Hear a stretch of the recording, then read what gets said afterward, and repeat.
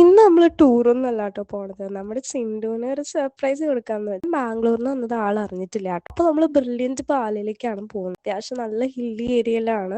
നല്ല nature friendly ആയിട്ടുള്ള ഹോസ്റ്റലുമാണ് കേട്ടോ അത്. അങ്ങനെ നമ്മൾ അവിടെ എത്തി. അങ്ങനെ വിസിറ്റേഴ്സ് റൂമിൽ പോയി ഞാൻ ഇരുന്നു. നമ്മുടെ ചിണ്ടു ഇപ്പൊ എത്തും കൈ. അങ്ങനെ ചിണ്ടുവിന്റെ പ്രൈവസി കാത്ത് ഞാൻ ആളുടെ ഫേസ് കാണിക്കുന്നത്. ഗോയിങ് ഔട്ട് വിത്ത് പേരൻസ് എന്നൊക്കെ എഴുതിയപ്പോ അവിടുത്തെ ടീച്ചേഴ്സ് ഒക്കെ എന്നെ ഒന്ന് നോക്കി. ഇതാരാ ഇത്ര യങ് ലുക്കിംഗ് ആണല്ലോ എന്നൊക്കെ. നമ്മളൊന്ന് കറങ്ങാനൊക്കെ പോയിട്ടോ.